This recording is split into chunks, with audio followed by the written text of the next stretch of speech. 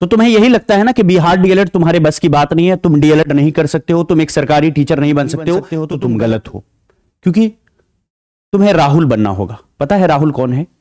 राहुल एक ऐसा लड़का जिन्होंने अपनी मेहनत से ना सिर्फ अपना सपना पूरा किया बल्कि अपने मां का भी सपना पूरा किया। तो चलो एक छोटी सी कहानी मैं तुम्हें सुनाता हूं राहुल की, जो तुम्हारी जिंदगी को बदलने वाला है। वीडियो में शुरू से अंत तक बने रहना अगर तुम बिहार से शिक्षक या कहीं से भी शिक्षक बनना चाहते हो, और अगर तुम्हें अपने मां के ड्रीम से प्यार है और मां के ड्रीम को पूरा करना चाहते हो, तो इस वीडियो को शुरू से अंत तक जरूर देखना। राहुल जो कि एक निहायत ही साधारण परिवार का लड़का था, और उनके जब वो बचपन में था तभी उनके पिता की मृत्यु हो जाती है। उनकी मां मजदूरी करके राहुल को पाल पोस कर बड़ा करती है, उनको पढ़ाती लिखाती है।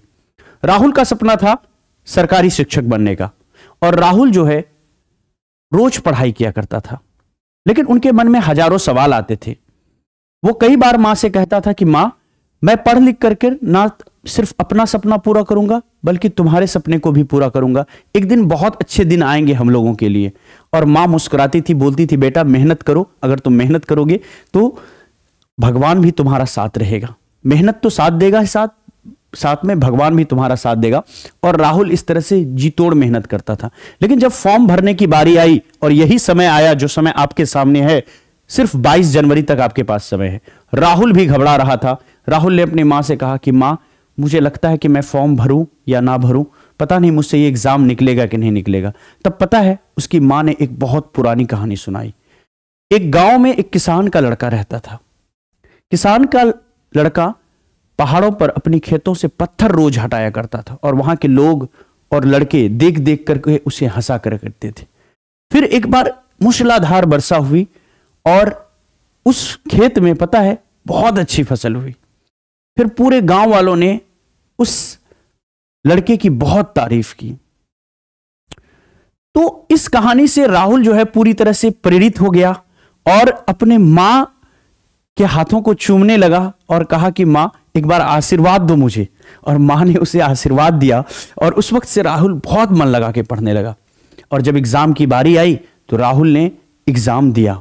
घबराया हुआ था लेकिन एग्जाम दिया उन्होंने, बहुत रिवाइज किया, बहुत पढ़ा। फाइनली जब एग्जाम की रिजल्ट आने की बारी हुई तो वही हुआ जो हर स्टूडेंट के साथ होता है।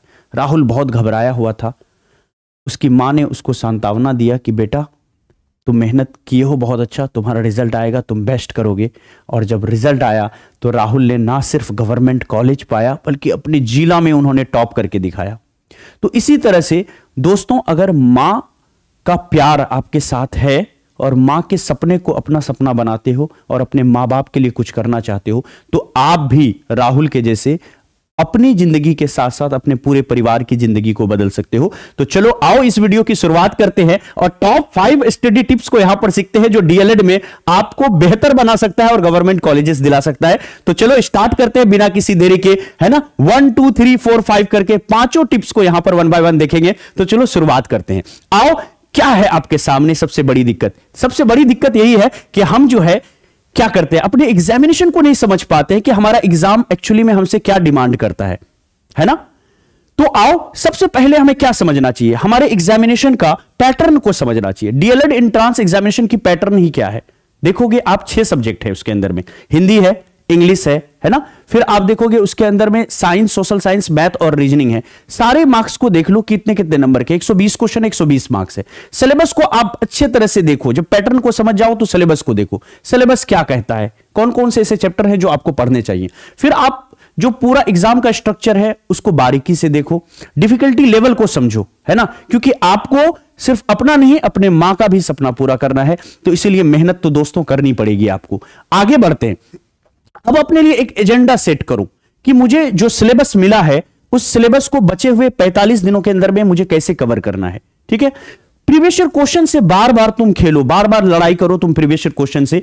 प्रीवियस ईयर क्वेश्चन को खूब उल्टो पुल्टो, है ना, खूब मेहनत करो।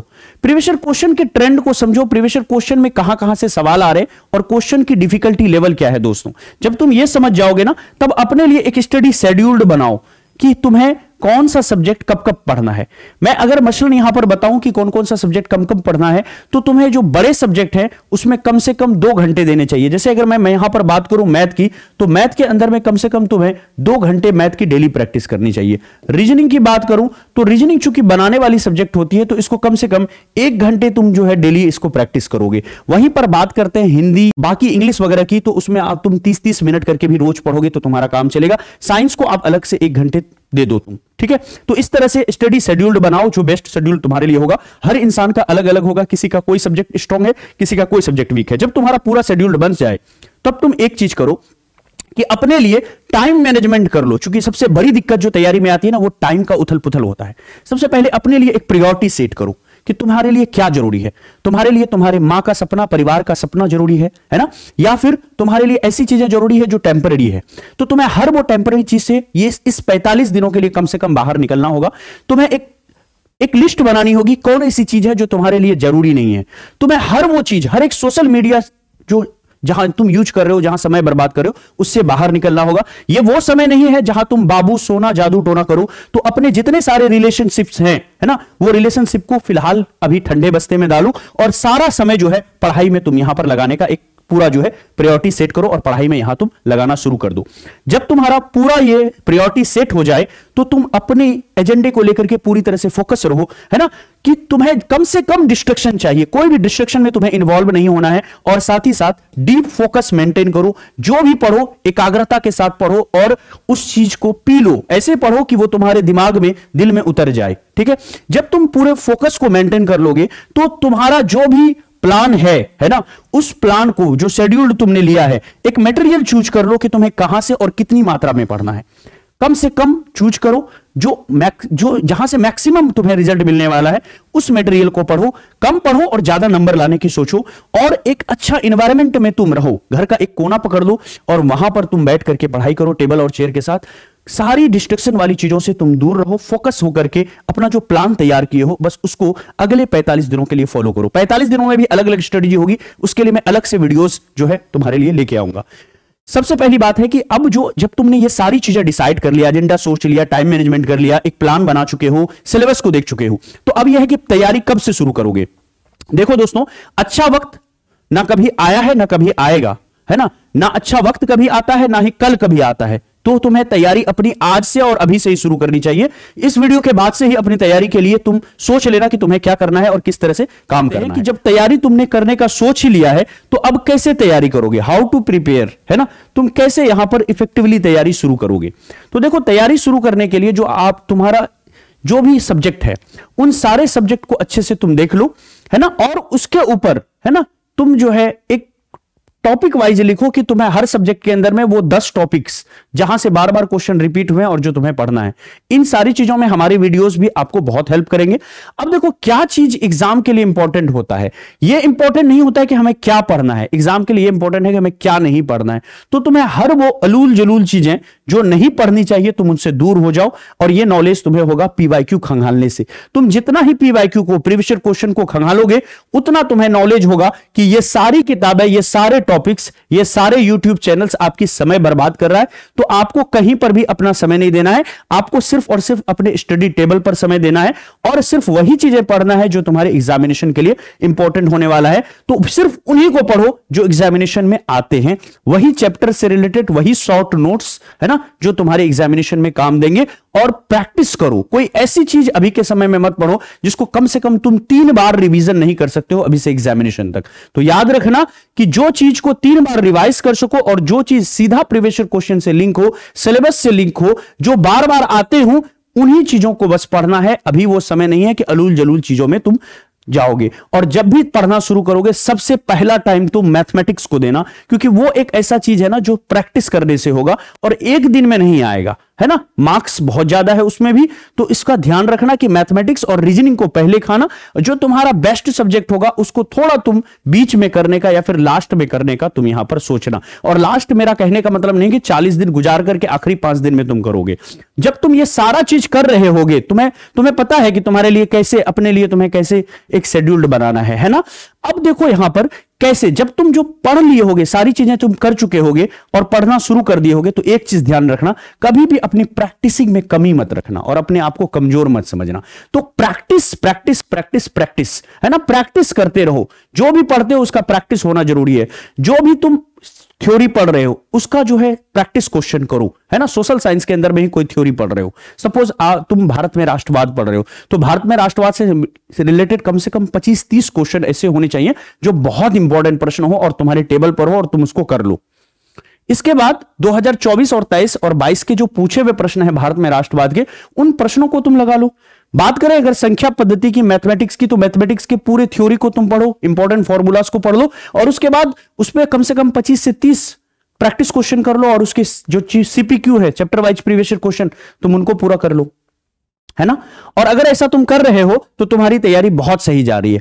ऑन एन एवरेज तुम्हें हर सब्जेक्ट में कम से कम एक चैप्टर रोज पढ़ना चाहिए। और अगर ये तुम्हारे लिए ज्यादा हो रहा है तो जो बड़े सब्जेक्ट है, सिर्फ 3 सब्जेक्ट के एक एक चैप्टर लेकर के तुम पढ़ो। आज 3 सब्जेक्ट पढ़ लो, कल 3 सब्जेक्ट पढ़ लो, और जो छोटे चैप्टर्स होंगे वहां तुम 4-5 करने की कोशिश डेली का डेली कर सकते हो। तो इस तरह से अपनी तैयारी को आगे बढ़ा सकते हो। जो सबसे बड़ी चीज है वो है रिविजन। हम और आप जब तैयारी करते हैं तो हम क्या करते हैं, रिवीजन करना भूल जाते हैं और सिर्फ हर दिन कुछ नया पढ़ते हैं।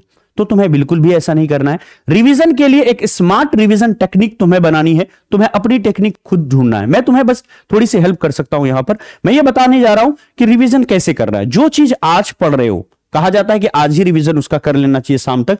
कम से कम तुम जो है ऑड इवन का फॉर्मूला यहां पर अपनाओ, कि यहां पर ऑड का फॉर्मूला अपनाओ। जैसे तुम अगर आज पढ़ रहे हो किसी चीज को, मान लेते हैं अगर तुमने आज पढ़ा तो उसको हम 1 मानते हैं, ठीक है। आज पढ़ा तो 1 मानते हैं। इसको कम से कम तुम्हारा जो रिवीजन है वो तीसरे दिन तक हो जाना चाहिए। जैसे आज पढ़ रहे हो, कल ना करो तो परसों एक बार पढ़ लो उसको, फिर उसको 2 दिनों के बाद यानी 5वें दिन उसको पढ़ लो। कब पढ़ोगे? 5वें दिन पढ़ लो, ठीक है। और फिर जब 5वें दिन पढ़ लेते हो तो 10वें दिन पढ़ लो, ठीक है। जब इस तरह से करोगे तो तुम्हारे 40 दिन ऐसे ही गुजर जाएंगे सारे सब्जेक्टों के ऊपर। 3 दिन रिवीजन हो जाएगा। और जब भी पढ़ो, जो नोट्स तुमने बनाए हैं, अपने हाथों का नोट्स बनाओ, या किसी एक्सपर्ट टीचर ने बहुत शॉर्ट नोट्स बनाए हैं, उस पर तुम्हें विश्वास है तो तुम उसको फॉलो करो, अन्यथा अपने हाथों का नोट्स बनाओ। या हम लोग जो द एसपी नोट्स प्रोवाइड करते हैं वो भी कमाल की चीज है। वो एसपी नोट्स अगर तुम्हें फ्री वाले मिल रहे हैं हमारे ऐप से तो उनको ले लो, और जो हमने फ्री एसपी नोट्स दिया है उसको प्रिंट करा लो। 5-10 रुपए लगेंगे एक चैप्टर प्रिंट कराने में, 4-5 रुपए। वहां से प्रिंट कराने के बाद उसको अंडरलाइन और हाईलाइट करके सिर्फ उन्हीं चीजों को हाईलाइट और अंडरलाइन करो जो इंपॉर्टेंट है, जो एग्जामिनेशन में आएंगे।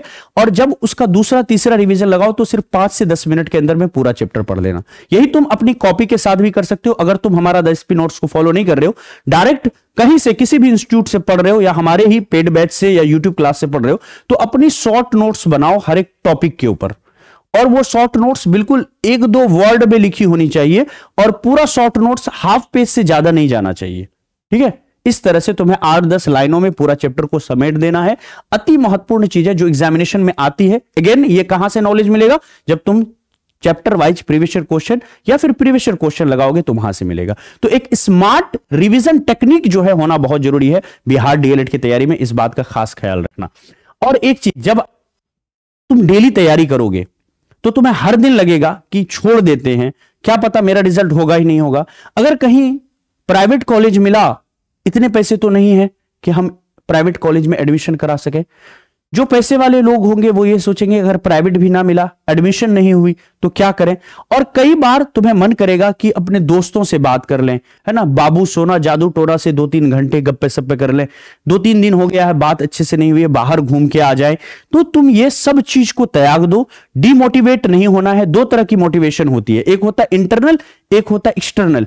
तो तुम्हें इंटरनल मोटिवेशन अपने अंदर पैदा करना है कि तुम्हें यह करना है, और अपनी मां के लिए, अपने पापा के लिए, अपनी फैमिली के लिए कुछ सोच लो।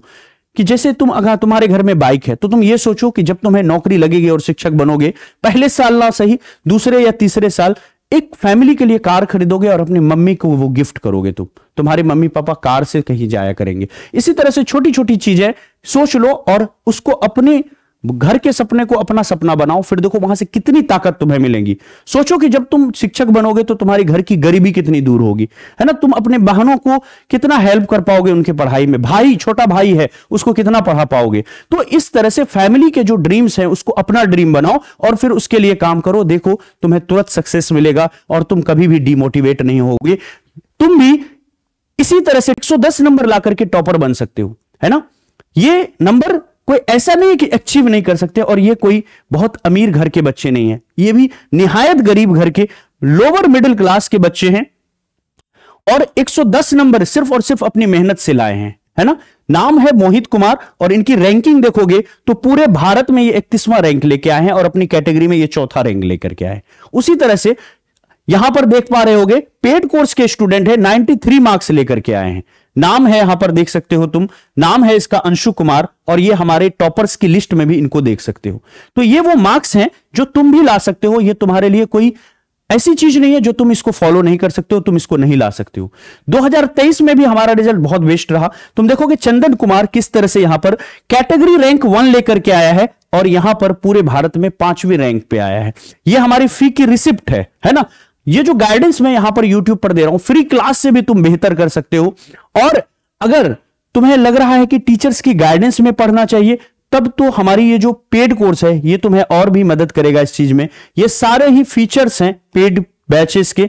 इसकी फी 1000 रुपए तक हुआ करती थी, अभी आप सभी के लिए एग्जामिनेशन को देखते हुए मात्र 449 रुपए में अवेलेबल है। और ये जो है अगर आप 29 जनवरी तक लेते हो तो 50 रुपीज एक्स्ट्रा डिस्काउंट होता है। जो 499 का था वो 449 रुपए में आपको यहां पर मिल जाता है। तो आप इसके अंदर में जो 150 चैप्टरों के नोट्स हैं वो दिए जाएंगे। सीबीटी टेस्ट होगा, जो कंप्यूटर बेस्ड टेस्ट होने वाला है वो होगा। सारे ही प्रीवियस ईयर क्वेश्चन फ्री हैं, बिना बैच लिए भी आपको प्रीवियस ईयर क्वेश्चन मिल जाएंगे। तो हम और हमारी पूरी टीम बिहार डीएलएड में आपकी मदद करेंगे। बैचेस को लेना बिल्कुल आसान है। जैसे आप क्या करोगे, ड्रीम सेवक लर्निंग ऐप इंस्टॉल कर लोगे, रजिस्टर कर लोगे, पेड कोर्स में जाओगे, फिर यहां पर जो बैच होगा है ना सरस्वती बैच 3, इनके व्यू डेमो पर क्लिक करोगे और व्यू डेमो पर क्लिक करते ही पूरा डेमो देख लोगे, फ्री नोट्स वगैरह सारी चीजें मिल जाएगी। अगर पसंद हो और खरीदने का मन हो, पूरा बैच से पढ़ने का मन हो, तब यहां पर बाय करना, बाय नाउ, और यहां पर इंडिया कूपन कोड लगाना INDIA इंडिया, और यहां से अप्लाई करते हुए फोन पे गूगल पे के माध्यम से अपने लिए अभी और इसी वक्त बैच को खरीद लो। अगर नहीं खरीदना है तो आप हमारे YouTube चैनल से पढ़ो, और साथ ही साथ अगर आपको पेमेंट का कोई इशू है तो ये नंबर पर आप मैसेज करके स्कैनर मांग लो, या फिर कैसे पढ़ना है ना, उस संबंध में तुम जो है मैंने सारी चीजें बता ही दिया। और इस नंबर पर संपर्क करके भी है ना तुम्हें सारा जो लिंक्स वगैरह है ऐप का वो सब कुछ मिल जाएगा। तो इस तरह से अपनी तैयारी को बेहतर करो, डीमोटिवेट नहीं होना है, मोटिवेशन में रहो, मोटिवेशन लेवल हमेशा हाई रखो। बहुत ज्यादा मोटिवेट होने पर भी भटकते हैं लोग, तो वो भी नहीं करना है। ड्रीम सेवक एकेडमी हमेशा आपके लिए तत्पर खड़ा है। डेली YouTube पर फ्री क्लासेस हम लोग लेकर के आ रहे हैं, 4 से 5 घंटे मॉडल सेट्स वगैरह लेके आ रहे हैं, वहां से तैयारी करो। जो प्रीवियस ईयर क्वेश्चन है वो बिल्कुल फ्री है ऐप पर, फ्री नोट्स अवेलेबल हैं हमारे ऐप पर, वहां से करो। और अगर मन करे कि हाँ जो एक्सपर्ट टीचर है उनके गाइडेंस में लेके पढ़ना है तो आप सरस्वती बैच को ज्वाइन करके भी पढ़ सकते हो। और इसमें बैचेस वगैरह की कोई बात नहीं है, बिल्कुल हम बैचेस वगैरह के बारे में यहां पर हमारा मकसद ही नहीं था। हमारा मकसद है कि आपको टॉप 5 स्टडी टिप्स देने का। तो हमने इस वीडियो के अंदर में सीखा कि हमें कैसे अपना जो एग्जामिनेशन है उसको समझना है, फिर हमें एक एजेंडा सेट करना है, शेड्यूल्ड तैयार करना है और टाइम मैनेजमेंट करना है ना। जो प्रायोरिटी है उसको सेट करते हुए फोकस रह करके अपने लिए एक स्टडी प्लान तैयार करना है और उसको फॉलो करना है। और तैयारी आज से ही शुरू करते हुए है ना मन लगा करके प्रैक्टिस करना है, तैयारी करना है। और एक रिवीजन, स्मार्ट रिवीजन टेक्निक हमारे पास होना चाहिए और उसको फॉलो करते हुए हम लोग आगे रहेंगे और हमेशा मोटिवेट होकर के पढ़ेंगे। तो हम भी राहुल के जैसे है ना अपनी मां का सपना को पूरा कर सकते हैं। तो आज के लिए बस इतना ही, मिलते हैं फिर अगली वीडियो में। Thank you so much. इसी तरह प्यार विश्वास बना के रखें और जाते जाते वीडियो को ज्यादा से ज्यादा शेयर करें। जय हिंद, बाय बाय।